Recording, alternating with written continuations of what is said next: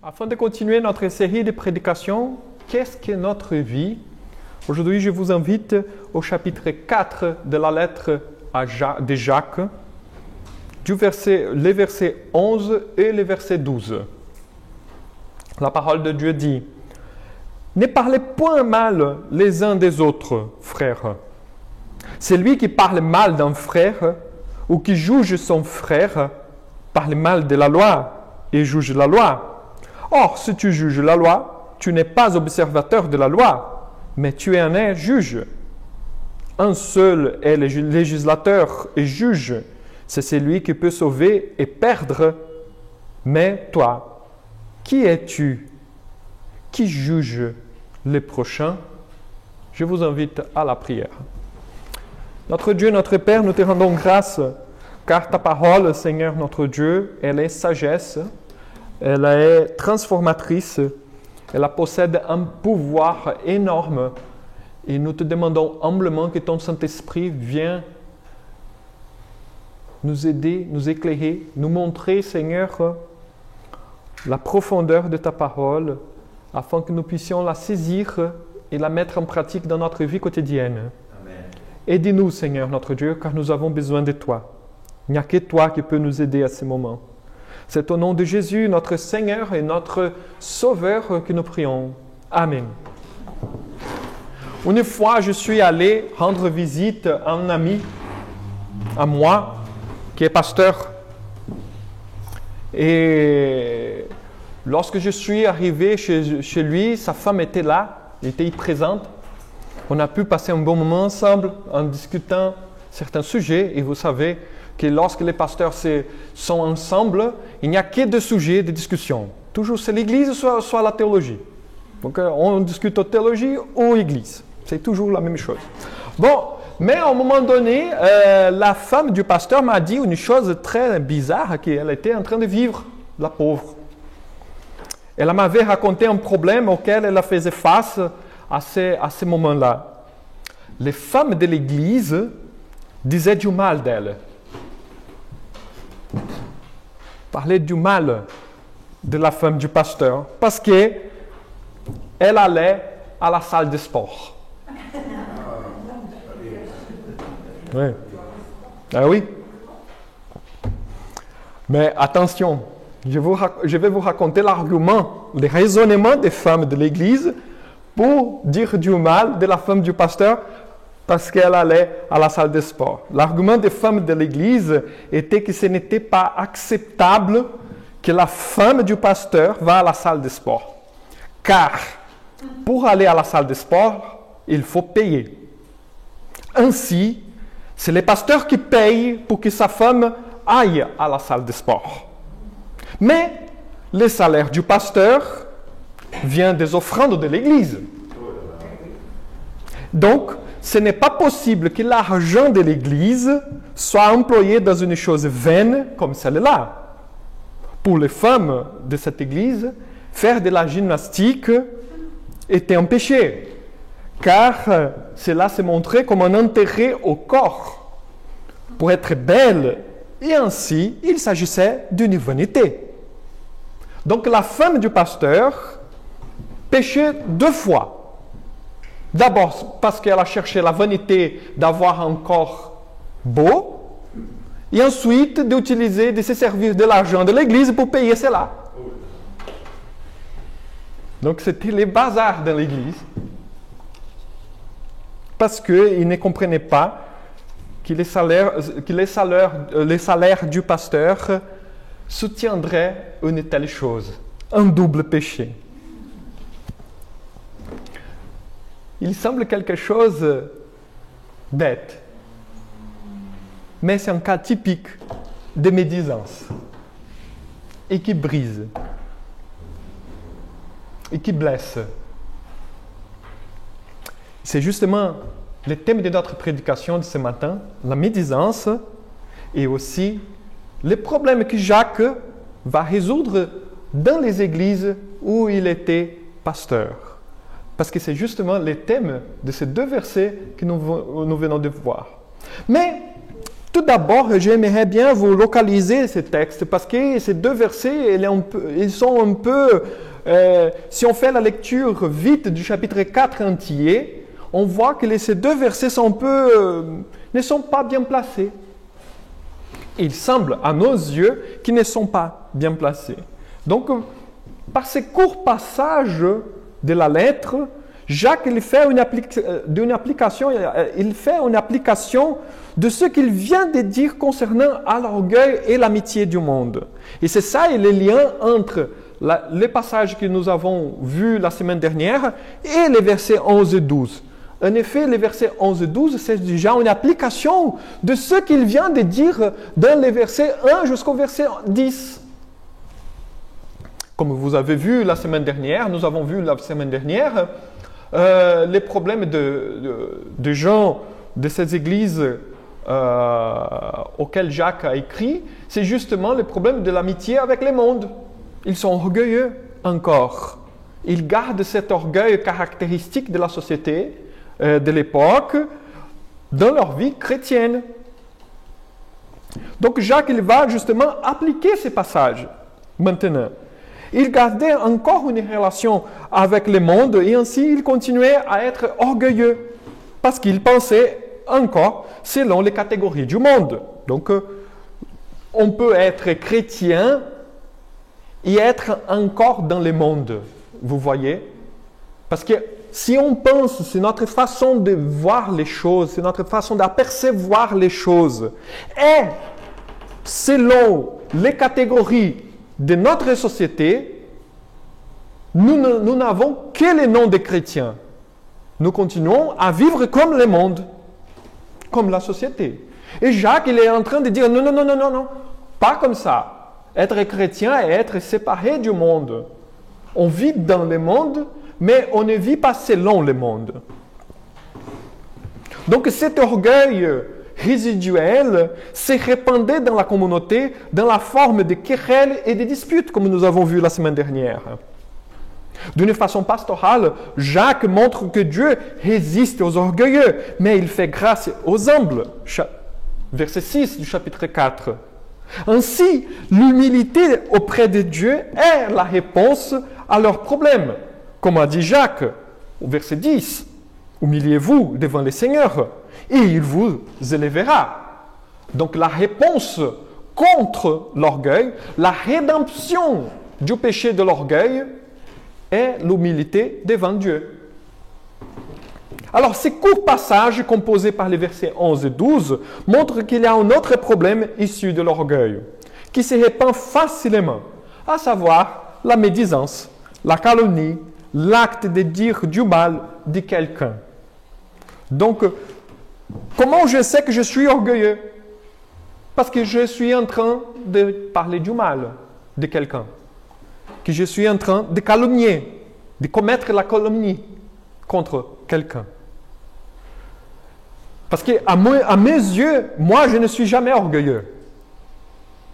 Mais mes actes démontrent mon orgueil. Vous voyez? Et c'est là le but de Jacques maintenant.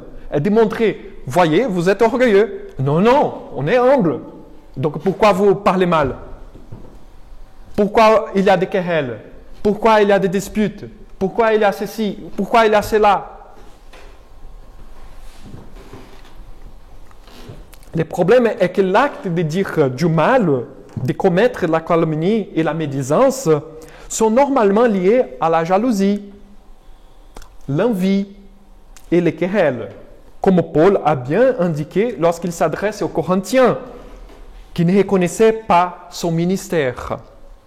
Paul l'a dit dans la seconde épître, la seconde lettre aux Corinthiens, au chapitre 12, dans le verset 20. Il disait, « J'ai craint de trouver des querelles, de la jalousie, des animosités, des cabales, des médisances, des calomnies, de l'orgueil, des troubles parmi vous. »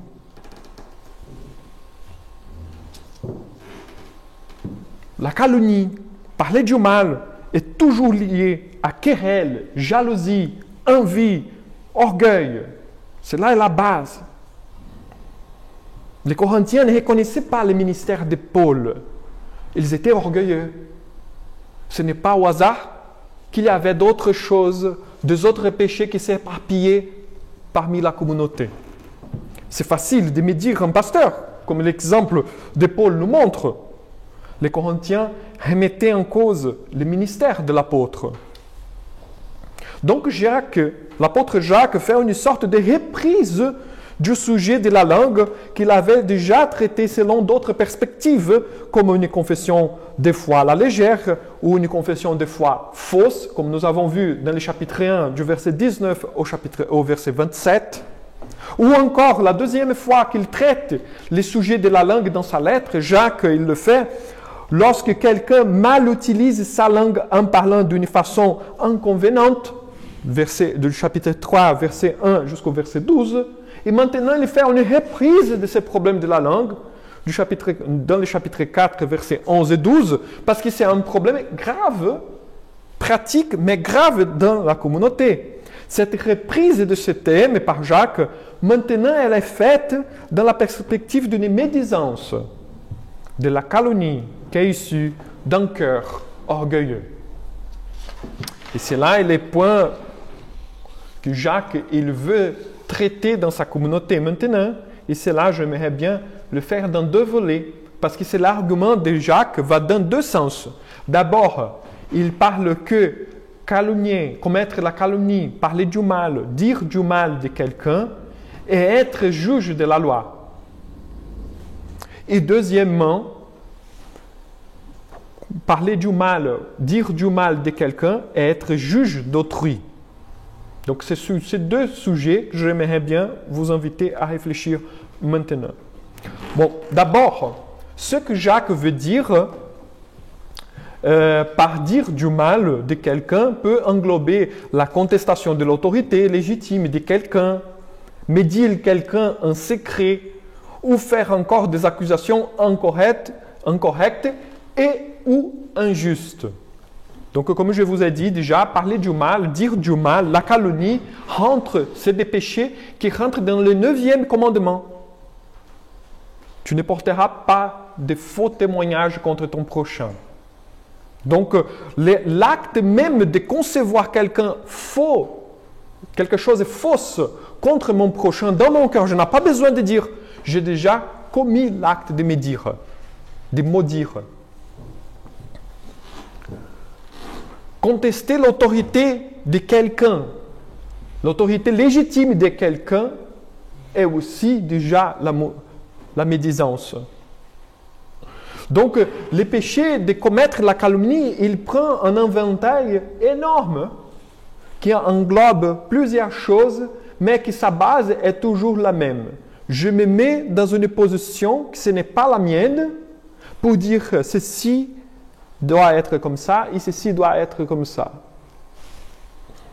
Probablement, le lecteur de Jacques calomniaient les uns les autres à cause des querelles qu'ils avaient parmi eux. Vous rendez compte? Jacques, il a dit dans le début du chapitre 4, ce n'est pas au hasard qu'il y a des querelles et disputes. Imaginez, lors d'une dispute, que les gens vont se traiter d'une façon amoureuse dans leur façon de parler. Bien sûr que non. S'il y a des disputes, c'est parce qu'ils sont déjà dans l'animosité. S'il y a des querelles, c'est parce qu'ils sont en train de parler mal, dire du mal, ils sont en train de dire du mal les uns les autres. Le mal de la calomnie se présente sur un large éventail. Mais lorsque nous faisons la règle des comportements, nous condamnons avec assurance tout ce qui ne nous plaît pas. Et c'est ça le problème de la calomnie. Comme les femmes de cette église que je vous ai dit. Elles se sont placées comme règle. Nous pensons que ce n'est pas bien de la femme du pasteur aller dans la salle de sport. Donc ça veut dire qu'elle pêche non selon la parole de Dieu, mais elle pêche selon mon critère personnel. Et donc là, dans ces cas-là, nous ne sommes pas en train de calomnier, mais nous sommes même en train de concevoir qu'est-ce que c'est bien et qu'est-ce que c'est mal. Nous inventons les péchés. Le péché est ceci, comme moi j'imagine qu'il est, ou qu'il doit être. Donc l'argument de Jacques pour éliminer la médisance du sang de l'Église est le fait qu'en agissant de cette manière, nous nous faisons la loi selon laquelle les gens doivent vivre. Nous projetons sur les personnes des attentes de comment ces personnes doivent vivre. Mais si nous faisons le chemin à l'inverse, si on essaye d'accomplir ces attentes qu'on projette, nous-mêmes, on n'arriverait jamais. Mais on veut que les autres fonctionnent de telle manière.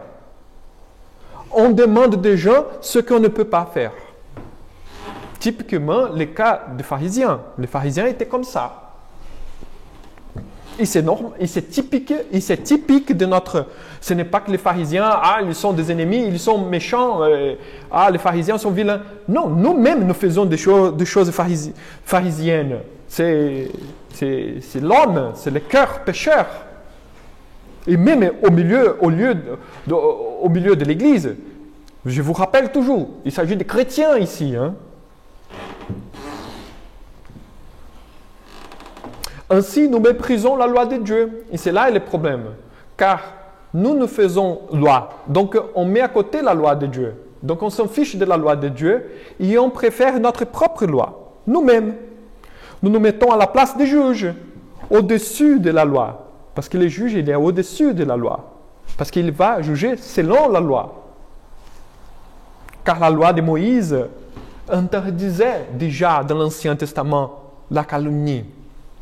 Et c'est bien sûr que, c'est bien probablement les textes de Lévitique chapitre 19, verset 16 au verset 18, qui est dans la tête de Jacques lorsqu'il dit cela. Parce que le texte de Lévitique chapitre 19, il dit « Tu ne reprendras point de calomnie parmi ton peuple. Tu ne t'élèveras point contre les saints de ton prochain, je suis l'Éternel. Tu ne haïras point ton frère dans ton cœur. Tu auras soin de reprendre ton prochain, mais tu ne te chargeras point d'un péché à cause de lui. Tu ne te vengeras point, et tu ne garderas point de rancune contre les enfants de ton peuple. Tu aimeras ton prochain comme toi-même. Je suis l'Éternel. » Vous voyez comment Moïse fait la liaison. Parce que les commandements que nous connaissons, aimer ton prochain comme toi-même, c'est déjà tout au début de l'Ancien Testament. Et comment Moïse va décortiquer cet amour pour les prochains? Justement, quand tu ne répands pas les calomnies, quand tu n'essayes pas de te venger, quand tu n'as pas la colère contre ton prochain. C'est comme ça que ça fonctionne. C'est simple. En faisant cela, automatiquement, tu aimes les prochains. Or, le texte de Lévitique s'achève avec la loi royale à laquelle Jacques a déjà fait référence dans le chapitre 2, verset 8. Si vous accomplissez la loi royale selon l'Écriture, tu aimeras ton prochain comme toi-même, vous faites bien. Donc, c'est ça que Jacques est en train de dire. Si vous aimez les prochains, si vous aimez votre prochain, automatiquement, donc vous n'allez pas maudire, vous n'allez pas dire du mal de ton prochain. C'est normal, c'est la logique, ça va de soi. Si nous n'accomplissons pas la loi royale, nous montrons que nous n'aimons pas la loi de Dieu, malgré le fait que nous la tenons au plus haut niveau de notre vie. Vous voyez? Je peux dire, j'aime la parole de Dieu. Mais si je ne vis pas selon la parole de Dieu, je suis en train de mépriser la parole de Dieu, même si je dis, la parole de Dieu, c'est la chose la plus magnifique qui existe. Donc, il vaut mieux vivre la parole de Dieu dans l'humilité, mais la vivre, que par exemple faire de grosses choses, de dire et de faire des grandes propagandes, des grandes publicités par rapport à nos actions. Jacques nous montre une fois encore que la vie de foi doit être testée par l'obéissance personnelle. Donc il ne vaut rien dire si on n'obéit pas la parole de Dieu. Vous voyez? Il ne vaut rien dire. Il ne vaut rien dire. Si je ne suis pas obéissant, si je ne suis pas fidèle, ne veut rien dire. Confesser la foi en Christ, ne veut rien dire je suis chrétien, je ceci, je fais cela, je fais de bonnes actions, j'aide mon prochain. Non, si tu n'obéis pas, si on n'obéit pas à la parole de Dieu, ne veut rien dire. Tout simplement. C'est gaspiller le temps. Et cela entraîne justement le deuxième argument de Jacques. Parce que si nous faisons répandre la calomnie parmi nous, automatiquement, nous sommes les juges de la loi, et donc aussi, nous sommes les juges d'autrui. Deuxième, donc je vous invite maintenant à ce deuxième moment. Deuxièmement, commettre la calomnie ne doit pas être éliminé.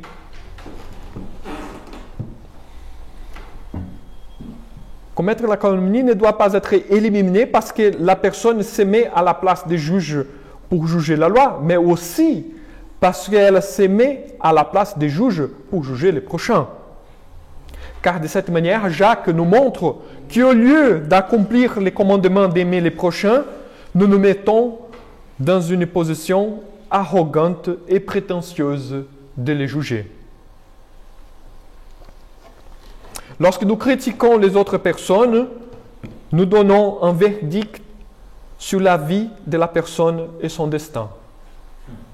Au lieu d'avoir un esprit de fraternité par l'amour de Christ, nous nourrissons un esprit de soupçon par rapport aux autres.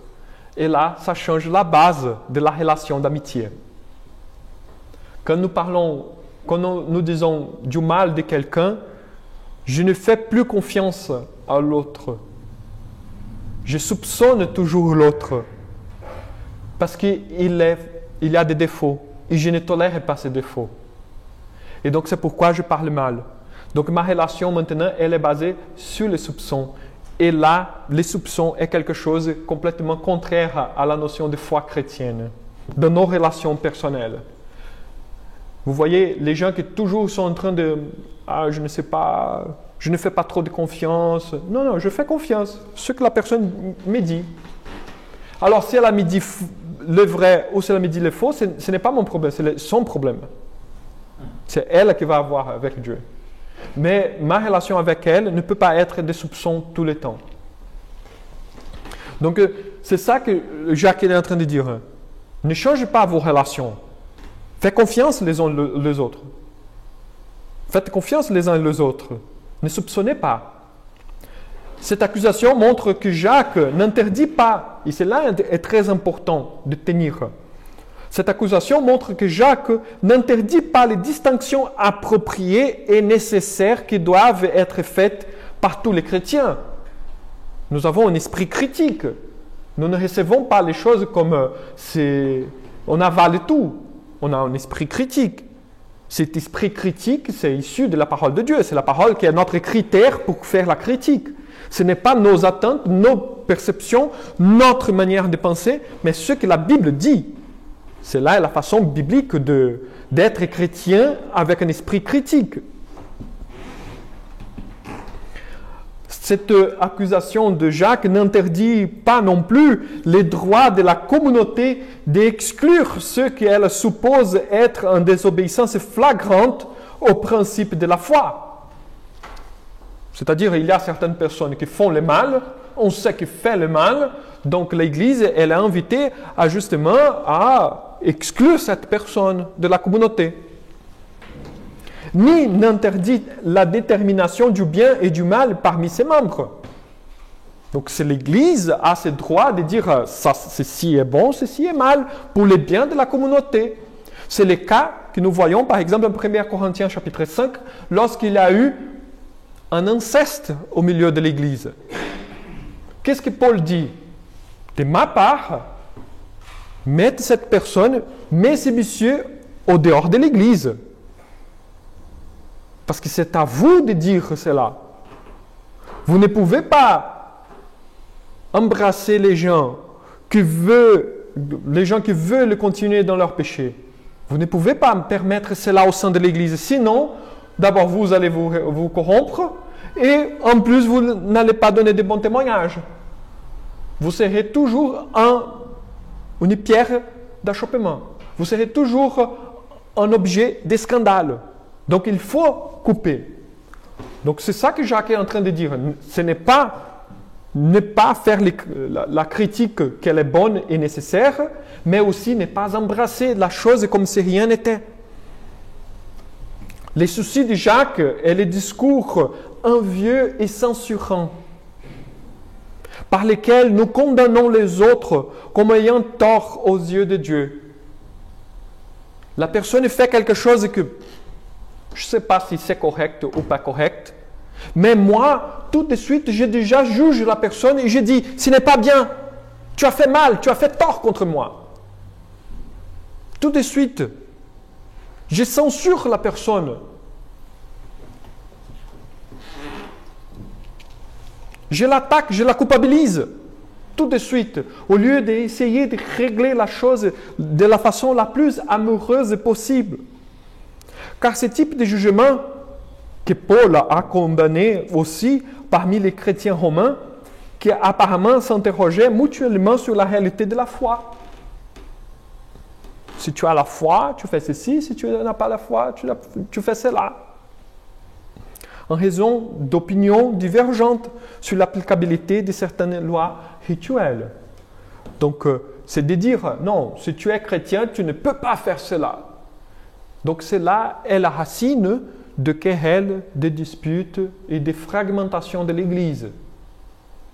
Comme est arrivé à l'Église de Corinthe, lorsque certaines personnes disaient, moi je suis de Paul, moi je suis de Pierre, moi je suis de Jésus-Christ. Parce qu'ils parlaient du mal les uns contre les autres. Parce qu'ils se mettaient à la place des juges pour dire, toi tu ne fais pas bien, moi je fais bien. C'est là le problème de la calomnie. C'est là le problème de dire du mal. Nous sommes des juges de la loi de Dieu. On s'en fiche complètement de la loi de Dieu parce que le plus important c'est moi-même. Parce que moi je vois de cette manière. Et donc on relativise tout, automatiquement. Et les juges d'autrui, parce que là on juge les personnes. En guise de conclusion, nous nous rappelons du thème de cette série de prédications, mes frères et sœurs.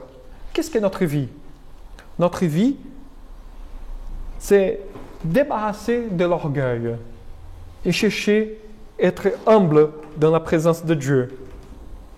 De cette manière, le seul critère qui apparaît pour guider notre vie, c'est l'évangile de Christ et non nos avis personnels.